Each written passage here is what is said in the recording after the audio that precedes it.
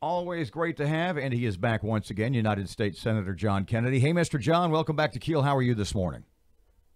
Thanks, guys. I'm well. Good morning. Let's start with, we'll get to the emergency declaration, although you can kind of weave that back in to your answer if you are so inclined. I am just, and I mentioned this to Mike Johnson yesterday, I am more than troubled by the bill that was recently signed by the president, went through the House and the Senate. You can talk about your vote on that, et cetera, about the funding. And it talked me off the ledge, Mr. John, please. Well, there were two major issues in the legislation. By the legislation, I mean the bills to finish our budget for this federal fiscal year, which ends at the end of September. There were two major issues. One was the funding for the border wall. The other was the number of detention beds. I voted for the bill. The funding for the border wall was not the $5.7 billion that we wanted, but it also wasn't the $1 that Speaker Pelosi said we would get either. We ended up at somewhere in the range of $1.375 billion.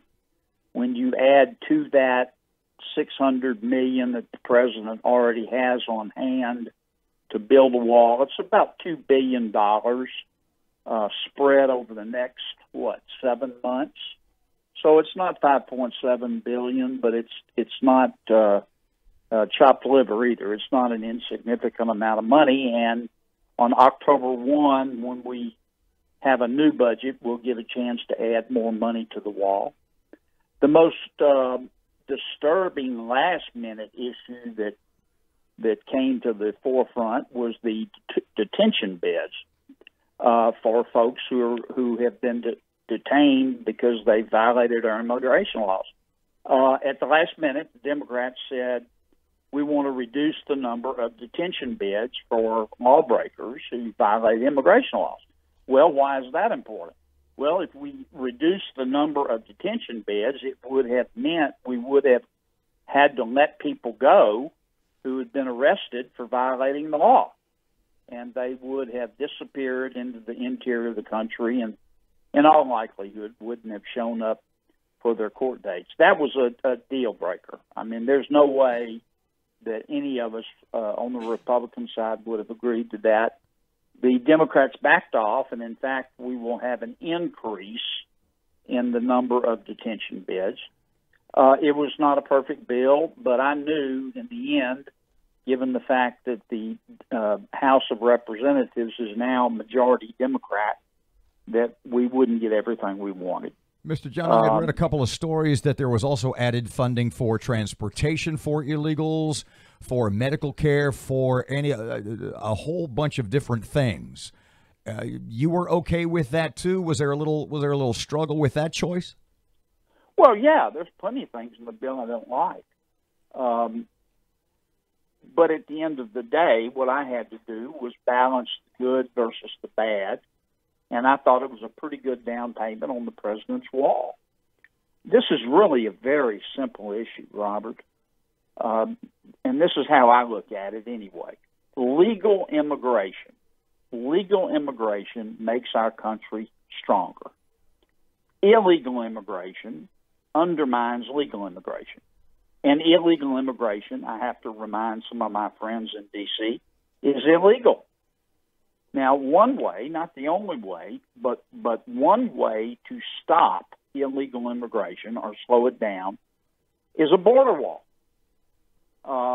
We have a border wall in San Diego. We have one in El Paso. We have one in Yuma. In all those places, illegal immigration has been reduced by about 88%.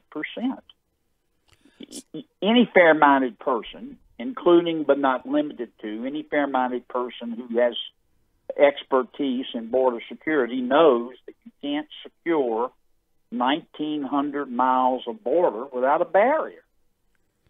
That's why Israel has a 460-mile border wall along the West Bank Senator, to stop terrorism. A coalition of 16 states, including your good friends in California and New York, have filed suit challenging the president's power, saying he doesn't have the power to divert funds because that's Congress that should control spending. It's been filed in California. What are you anticipating from this lawsuit? They filed it in California, which means we will probably lose at the district court. We'll probably lose at the Court of Appeal. That's the Ninth Circuit Court of Appeal, which is very left-leaning. And I think we'll win in the U.S. Supreme Court. And here's why. How long will it take? Yeah, I think it'll take a couple of years.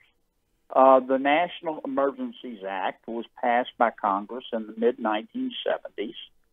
The 60 presidents, or rather in 60 instances, presidents have used the National Emergencies Act in the past, including to move money around. The president was using and did use powers given to him by the Congress. This isn't a constitutional issue in the sense that does the president have the authority to act unilaterally on the Constitution? So basically, pardon me, John, that the president's plan to divert funds to get monies from elsewhere will in fact be blocked by these judges, correct? It could be. We don't know yet. I'm sure that the Democrats will ask for an injunction. They may or may not get it. But the president, even without resorting to the National Emergencies Act, has the authority to move around another $2 to $2.5 billion on top of the $2 billion that he has as a resulting part of us passing the bill. So that's about $4 billion that he's going to have to get started on these extra 255 miles of wall, which I think is pretty good down payment. And we will eventually get it done.